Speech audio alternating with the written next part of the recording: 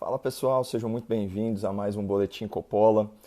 Hoje pela manhã, o presidente deu uma entrevista coletiva ao lado do ministro da Economia e foi muito firme nas suas palavras. Abre aspas. O homem que decide a economia no Brasil é um só, Paulo Guedes.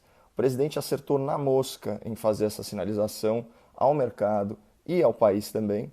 Afinal, a responsabilidade fiscal e o liberalismo econômico são promessas de campanha. Mas eu queria expor para vocês algo que chamou minha atenção na semana passada. E é justamente o desgaste do ministro da Economia, tanto politicamente quanto perante a opinião pública. No descritivo desse vídeo, eu vou colocar um link para uma matéria veiculada pela Rede Record. O título da reportagem é Programa Pro Brasil expõe enfraquecimento do ministro Paulo Guedes. Bom, o que é esse tal Programa Pro Brasil? É um plano de investimento na ordem de 250 bilhões de reais para estimular a retomada do crescimento econômico pós-pandemia. E quais são as principais críticas a essa iniciativa? Bom, esse investimento ele vai ser feito aumentando a dívida pública num ano em que o rombo fiscal já está estimado entre 400 bilhões a meio trilhão de reais. E a última vez que um pacote desses foi tentado aqui no Brasil, a experiência foi muito ruim.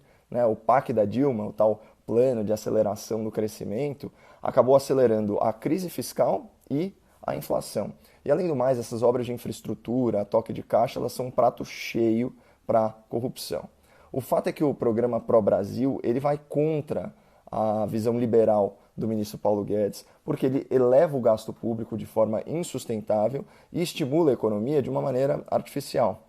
Mas o governo levou o plano adiante mesmo assim. O programa foi inclusive anunciado publicamente e, pasmem, não havia nenhum representante do Ministério da Economia no anúncio.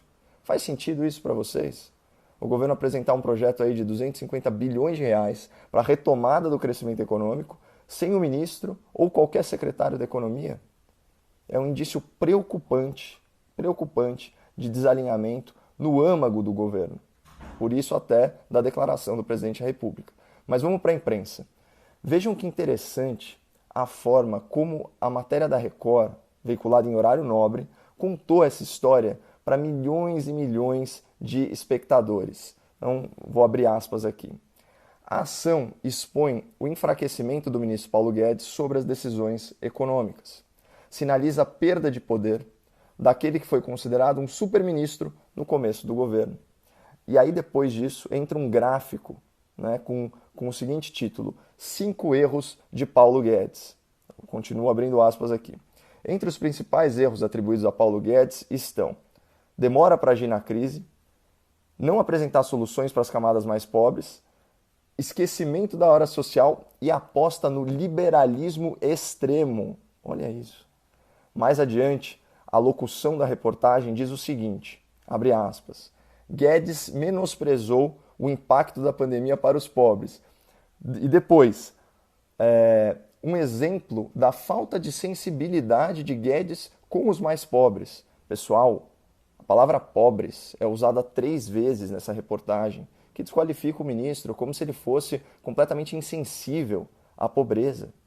Então, e assim, até numa análise superficial, alguém poderia caracterizar essa matéria como um ataque não apenas ao Paulo Guedes, mas também ao governo. Só que não. A reportagem ela usa trechos de entrevista para jogar a responsabilidade no ministro e exaltar uma outra figura do governo. Então, vou abrir aspas aqui para um dos economistas entrevistados. Curiosamente, o general Braga Neto, que não é político, está se destacando e acaba deixando a política econômica do Guedes em segundo plano. É um outro trecho. Eu acho que o Braga Neto está se tornando um líder para resolver esse problema da economia nesse atual momento. E ainda tem um arremate, que é o seguinte, e o Guedes não tem resposta para dar para isso.